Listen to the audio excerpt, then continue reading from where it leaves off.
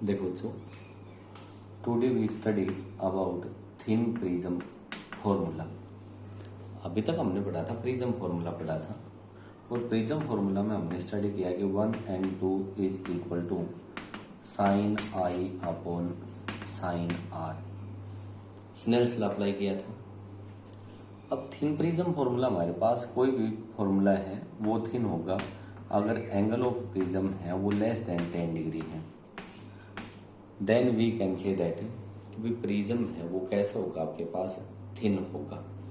भाई हमने पढ़ा कि भाई delta is equal to I plus E minus A के बराबर आया था, यही आया था। डेल्टा था हमारे पास एंगल ऑफ डाइवर्शन, आई था एंगल ऑफ इंसिडेंस, एंड ई था हमारे पास एंगल ऑफ एमरजेंट, एंड ए है वो हमने क्या बताया, एंगल ऑफ प्रिज्म बताया। नाउ देखो, अगर मैं स्नेल्स लॉ लगाता हूं तो 1 and 2 इज इक्वल टू हमारे पास आया sine i upon sine r. यही था हमारे पास प्रिज्म, ये प्रिज्म था। ये कोई भी लाइट रे थी, इंसिडेंट रे थी, ये नॉर्मल, ये हमारे पास एंगल ऑफ इंसिडेंस, ये एंगल R1, और यहाँ हमने बताया था कि ये एंगल R2, और this is the emergent angle A। यही था स्नेल्स लॉ। अगर मैं इस पहले फेस के लिए लगाता हूँ, AB फेस के लिए, तो हमारे पास क्या आया, 1 and 2 is equal to sine i upon sine r, और मैंने मान लिया कि I and R are very small, बहुत स्मॉल हैं। तब मैं क्या कह सकता हूँ, N2 upon N1 is equal to i upon R1। क्यों हो गया? क्योंकि हमने ये बताया था कि I और R बहुत स्मॉल होंगे, तो हम कह सकते हैं कि sine I is nearly equal to I and sine R1 is nearly equal to R1। यही होगा। यहाँ से कह दो कि N is equal to I upon R1, और यहाँ से आया I is equal to N R1 के बराबर आ गया। ये तो कौन से फेस से रिफ्रैक्शन के लिए आया है, AB फेस के लिए रिफ्रैक्शन के लिए आया है। अब मैं कहूँ कि रिफ्रैक्शन है कौन से फेस से होता है, AC से, और जब AC फेस से रिफ्रैक्शन होगा तब आप कह पाओगे कि E इज इक्वल टू किसके बराबर होगा, NR2 के बराबर होगा। बच्चों E की वैल्यू हमारे पास, I की वैल्यू है, यहाँ पे पुट कर दो। यहाँ पुट करोगे तो आपके पास आएगा delta is equal to NR1 plus NR2 minus A, और delta is equal to N into R1 plus R2 minus A. और बोलो आपने क्या पढ़ा था कि R1 प्लस R2 है, क्या एंगल ऑफ प्रिज्म के बराबर आया था? हाँ, एंगल ऑफ प्रिज्म के बराबर आया था। हमने क्या कह दिया कि NA minus A, and we get delta is equal to N minus 1 into A के बराबर आ गया, and this is known as the thin prism formula. Right? Okay, आगे देखो। आगे हम स्टडी करेंगे डिस्पर्जन ऑफ लाइट के बारे में स्टडी करेंगे।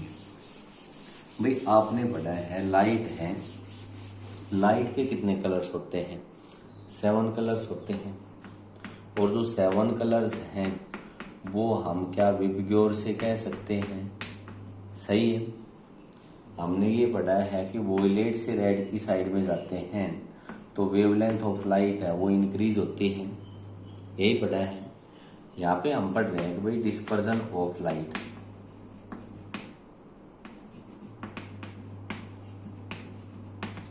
डिस्पर्जन का फिनोमिना हमारे पास क्या फिनोमिना है, ये हमारे पास वो फिनोमिना है in which light will splits into its 7 constituent colours.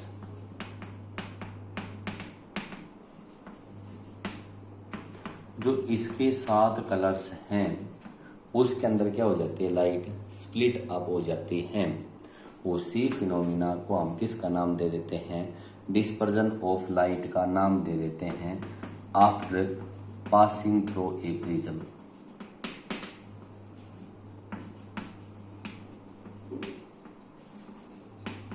आप लोगों ने बहुत अच्छे से ऑब्जर्व किया होगा कि लाइट है वो हमारे पास क्या होती है कि भाई 7 कलर्स की होती है, और जब ये प्रिज्म से पास होती है then we can say that it will be splitted into its 7 constituent colours. हमने पढ़ा कि प्रिज्म का जो मटेरियल है उसके अलग अलग कलर के लिए अलग अलग रिफ्रैक्टिव इंडेक्स होगा। तो यहाँ पे हमारे पास आता है cause of dispersion of light, cause of dispersion. जो कोज ऑफ डिस्पर्जन है बच्चों, ये क्या होगा कि हम ये कहेंगे कि अलग अलग कलर हैं, वेवलेंथ अलग अलग है, तो अलग अलग वेवलेंथ के लिए refractive index of light, refractive index of material of prism है वो भी सभी के लिए क्या होगा आपके पास डिफरेंट होगा। और ये एक कोसी नाम के साइंटिस्ट ने फॉर्मूला दिया और उसको हम बोल देते हैं कोसीज फॉर्मूला। कोसीज ने एक फॉर्मूला दिया कि रिफ्रैक्टिव इंडेक्स है वो हमारे पास a plus B upon lambda square plus C upon lambda की power 4 plus up to so on के बराबर होता है। ए बी सी सारे के सारे कांस्टेंट हैं, लैम्बडा है वो क्या है हमारे पास वेवलेंथ ऑफ लाइट है। मतलब ये कहता है कि अगर वेवलेंथ ज़्यादा होगी तो रिफ्रैक्टिव इंडेक्स क्या रहेगा, कम रहेगा। तो मैं आपको कह सकता हूँ कि wavelength of violet colour is less than wavelength of red colour, right. और जब इसकी वेवलेंथ कम है तो बोलो रिफ्रैक्टिव इंडेक्स है वॉयलेट कलर के लिए वो ज़्यादा होगा refractive index for red colour, right. अब देखो, अभी हमने बताया थिन प्रिज्म फॉर्मूला कि angle of deviation is equal to n-1 into a is the angle of prism. और जब हमने कह दिया कि जिस मटेरियल का रिफ्रैक्टिव इंडेक्स ज़्यादा होगा तो बोलो क्या उसका डेविएशन भी ज़्यादा होगा, हाँ डेविएशन भी ज़्यादा होगा। Therefore delta violet is greater than delta red, that is हम कहेंगे कि वॉयलेट लाइट वो हमारे पास ज़्यादा एंगल से डेविएट करेगी as compare to the red light. Red light के कंपैरिजन में वॉयलेट लाइट है वो ज़्यादा एंगल से डेविएट करेगी। इसका मतलब क्या हो गया कि वॉयलेट कलर सबसे नीचे दिखाई देगा और रेड कलर है वो कहाँ दिखाई देगा, सबसे ऊपर। देखो ये हमने बताया कि ये हमारे पास प्रिज्म है, ये हमारे पास कोई भी वाइट बीम आया, वाइट बीम ऑफ लाइट है, ये इंसिडेंट हुआ, ये बोलो क्या एंगल ऑफ प्रिज्म होगा या नहीं। जैसे इस प्रिज्म के ऊपर इंसिडेंट हुआ बोलो हमारे पास ये इस टाइप से रिफ्रैक्ट होगा, इस टाइप से रिफ्रैक्ट होगा।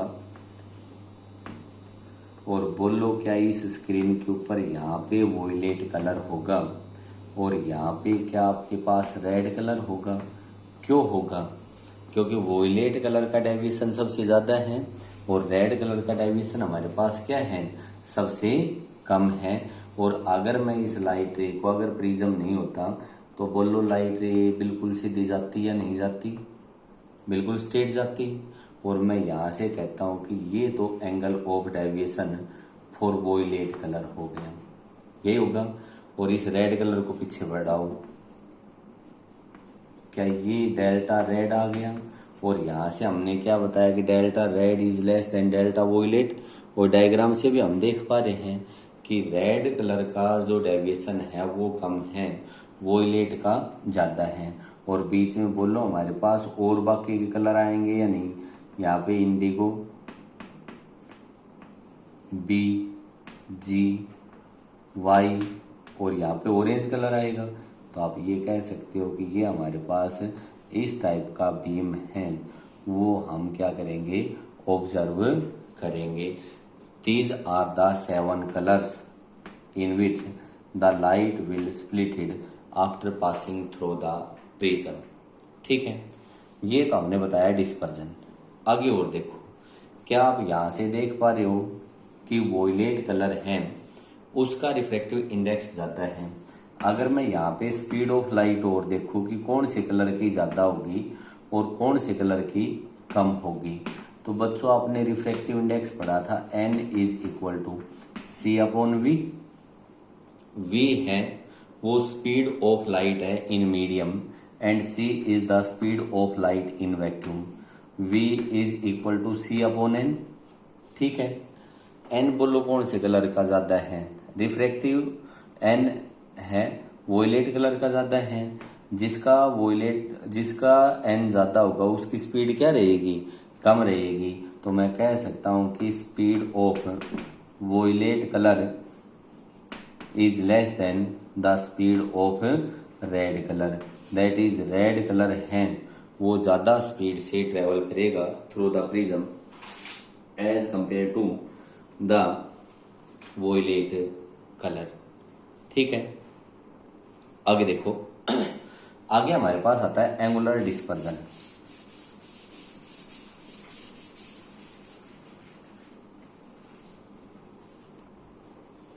एंगुलर डिस्पर्जन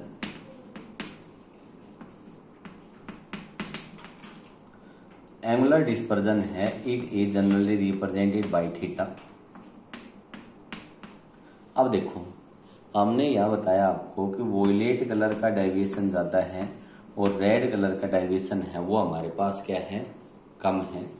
तो मैं यहाँ कह सकता हूँ कि angular dispersion is also equal to delta violet minus delta red. Angular dispersion हमारे पास क्या होता है, it is defined as the difference between the violet colour and the red color, angle of deviation of violet color and angle of deviation of red color, यही है। अब देखो बच्चों, हमने क्या बताया था, delta is equal to n minus 1 into r, और अगर डेल्टा वॉयलेट की बात करूं तो क्या आएगा, NV minus 1 into angle of prism के बराबर आएगा। और डेल्टा फॉर रेड कलर, और रेड कलर के लिए हमारे पास किसके बराबर आएगा, it is equal to n red minus 1 into किसके बराबर आएगा, a के बराबर आएगा। निकाल दो angular dispersion. Theta is equal to NV minus 1 into a minus NR minus 1 into a। इसको मैथमेटिकली सोल्व कर लो, कंप्लीटली मैथमेटिकल है।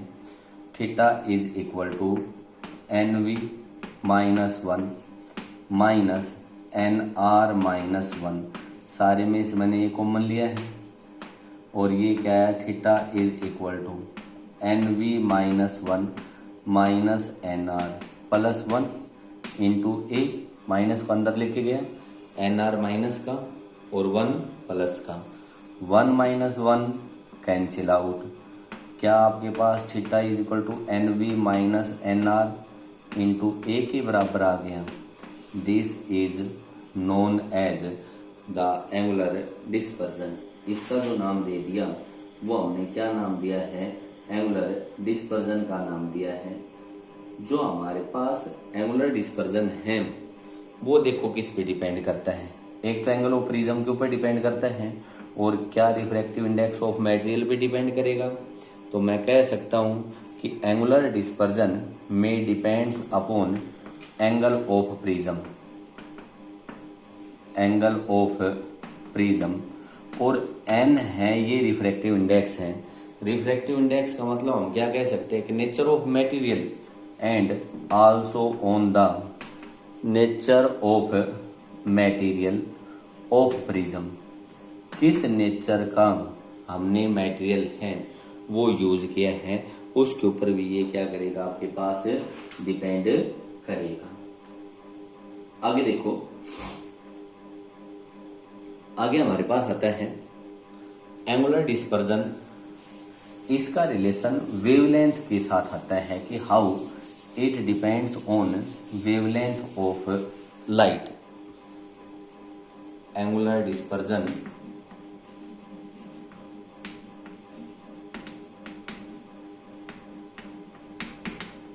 And wavelength.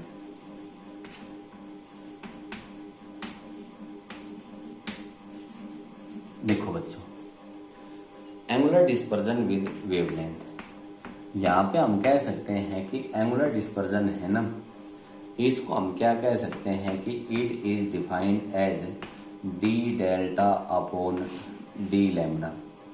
This is known as the angular dispersion. D delta है, ये हमने क्या बताया भाई, डिफरेंस बताया है एंगल ऑफ डेविएशन का। बच्चों हमने क्या पढ़ा कि कंप्लीट मैथमेटिकल है, बड़े ध्यान से देखना है। Delta is equal to n-1 into A के बराबर होता है। मैं इसको यूं कह दूं कि भाई डिफ्रेंशिएट करो with respect to refractive index, और जब इसके रिस्पेक्ट में डिफ्रेंशिएट करोगे तो d upon D n of delta is equal to d upon D n of n-1 into a. Right, a constant है, ए कॉन्स्टेंट है, इसको बाहर कर दो, d delta upon D N is equal to a d upon D n of n-1, और बोलो n का n के रिस्पेक्ट में क्या डिफ्रेंशिएशन 1 आएगा। Yes, D delta upon D N is equal to A के बराबर आ गया। इसको आपको इक्वेशन नंबर 1 कह दो। ठीक है, आल्सो हमने ये पढ़ा n है कोशिश फॉर्मूला के according, n is equal to किसके बराबर आया था, a plus b upon lambda square plus c upon lambda की power 4 plus up to so on. और हमने क्या बताया कि वेवलेंथ लैम्बडा है वो हमारे पास बहुत बहुत स्मॉल है, it is very very small. और जैसे ये वेरी वेरी स्मॉल होगी तो मैं कह सकता हूँ कि हायर पावर्स हैं, लैम्बडा की पावर 4, लैम्बडा की पावर 6 कैन बी नेग्लेक्टेड। बोलो भैया, हायर पावर को हम नेग्लेक्ट कर सकते हैं, और जब नेग्लेक्ट कर सकते हैं तो हमारे पास n इज इक्वल टू क्या, ये नहीं बच गया, a plus B upon lambda square. मैं इसको यूँ कहता हूँ कि डिफ्रेंशिएट कर दो with respect to lambda, D N upon D lambda is equal to a constant, और कॉन्स्टेंट टर्म का differentiation 0 plus D upon D lambda of B upon lambda square, और ये हम कह दे कि this is equal to B D upon D lambda of lambda की power क्या -2 कह सकता हूँ, और बोलो एक्स की पावर n का कितना होता है, n एक्स की power n-1, this is equal to b into -2 lambda की पावर -3, और मैं सीधा ये लिख दूँ D N upon D lambda is equal to -2b upon lambda cube. Right, this is equation number 2। बच्चों मेरे को क्या चाहिए, D delta upon D lambda. क्या आप 1 और 2 को मल्टीप्लाई करो तो डी एन से डी एन कैंसिल आउट हो जाएगा, D delta upon D lambda जाएगा। मैंने कह दिया मल्टीप्लाई इक्वेशन 1/2, 1 नंबर इक्वेशन और 2 नंबर इक्वेशन है, उनको हमने मल्टीप्लाई किया, और मल्टीप्लाई किया तो ये आया D delta upon D N into D N upon D lambda is equal to, A है ये एंगल ऑफ प्रिज्म है, A into -2b upon lambda cube. कहीं गलत हो तो बताओ। ठीक है, dn से dn कैंसिल आउट हो गया, क्या आपके पास D delta upon D lambda बच गया, और क्या ये -2ab अपॉन लैम्बडा क्यूब बचा, -2ab अपॉन लैम्बडा क्यूब। ए है वो एंगल ऑफ प्रिज्म है, और D delta upon D lambda by definition theta के बराबर है। Theta is equal to -2ab upon lambda cube, और मैं क्या आपको यू कह दूं, theta inversely proportional to lambda cube. जो एंगुलर डिस्पर्जन है वो हमारे पास इनवर्सली प्रोपोर्शनल रहेगा वेवलेंथ ऑफ लाइट के क्यूब के। And A is angle of prism, B is known as the constant, B है वो कांस्टेंट है, और ए क्या है आपके पास एंगल ऑफ प्रिज्म है, राइट। आगे देखो, आगे हमारे पास बच्चों होता है डिस्प्रेसिव पावर आता है। डिस्प्रेसिव पावर है वो हमारे पास क्या होती है,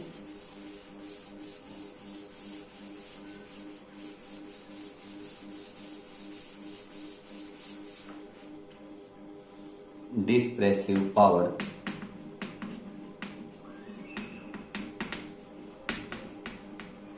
जो डिस्प्रेसिव पावर है इसको हमने रिप्रेजेंट कर दिया ओमेगा से, ठीक है। जो डिस्प्रेसिव पावर है इट इज डिफाइंड एज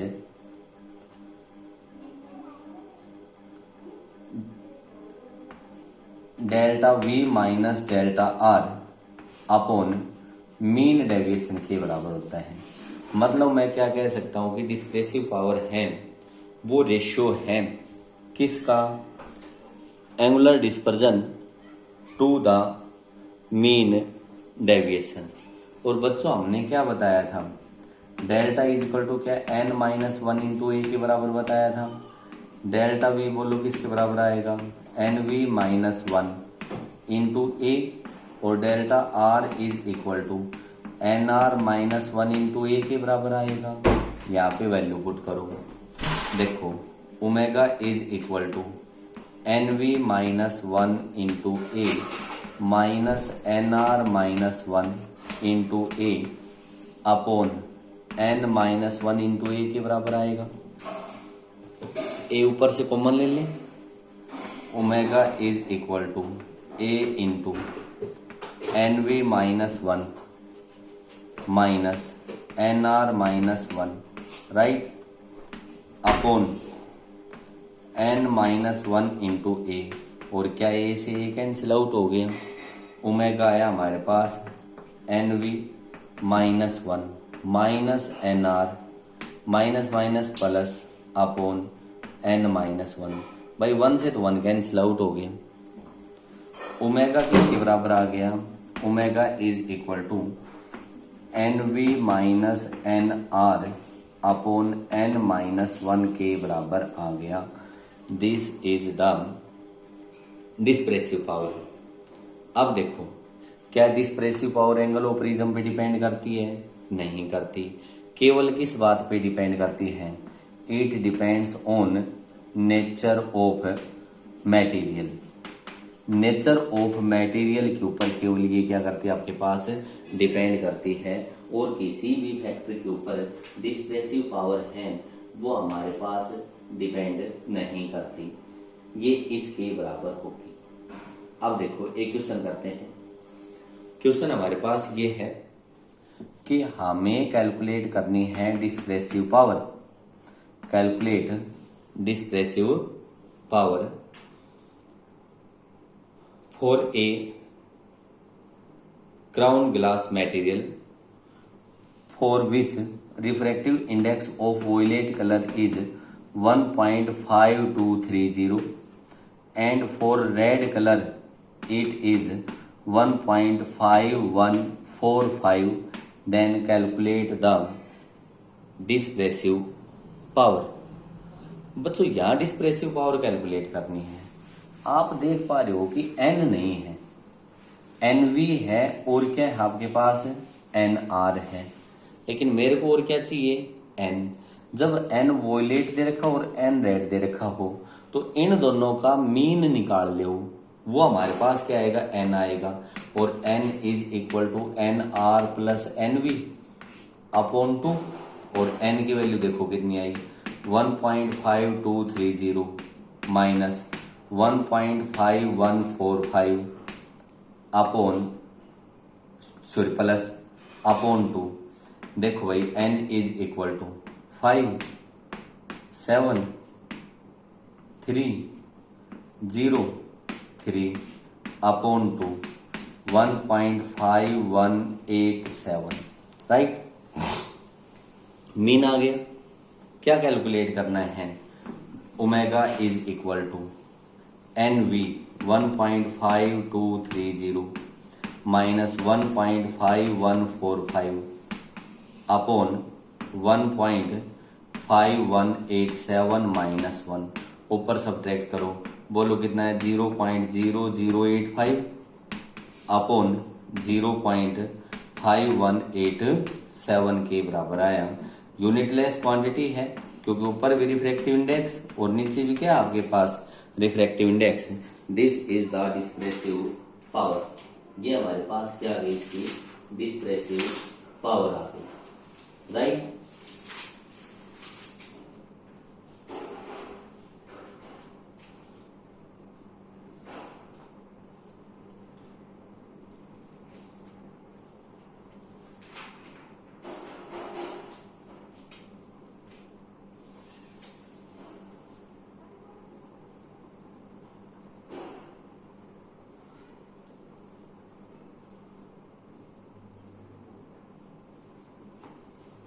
ठीक है। एक क्वेश्चन और देखो। ये कहा है कि कोई हमारे पास फ्लिंट ग्लास है, फ्लिंट ग्लास, इसके लिए डिस्प्रेसिव पावर कैलकुलेट करनी है।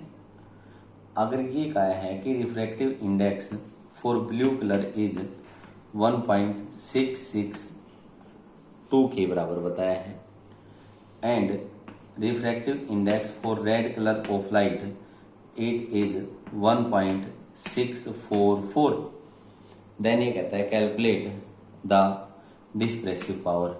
बच्चों देखो ये ब्लू और रेड दे रखा है, वॉयलेट नहीं दे रखा, तो इनका मीन निकाल लो। n is equal to n blue plus n red upon 2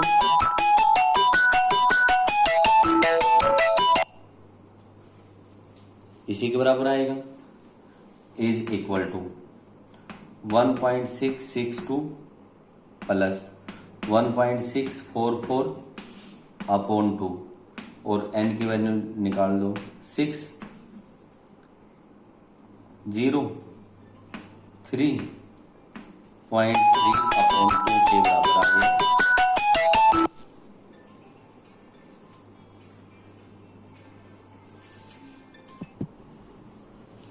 n की वैल्यू निकल गई। n की वैल्यू निकल गई तो हम क्या कहेंगे कि ओमेगा चाहिए, dispersive power. Omega is equal to NV minus NR। लेकिन यहाँ पे रेड कलर, वॉयलेट कलर नहीं है, कौन सा कलर है? ब्लू है। N blue minus NR upon N minus 1 के बराबर आ गया। और मैं क्या कहती हूँ इसको? N blue. N ब्लू है हमारे पास 1.662 माइनस 1.644 अपॉन किसके बराबर आ गया?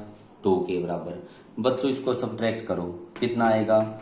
1.018, सॉरी यहाँ पे 2 नहीं आएगा, सॉरी 1.653 माइनस 1, तो ये कितना है? इसको सब्ट्रैक्ट किया तो 0.018 अपॉन 0.653 के बराबर आ गया। और ये हमारे पास क्या आ गई? उसकी डिस्प्रेसिव पावर आ गई। और we can say that 18 upon 0.653 के बराबर होगा, राइट।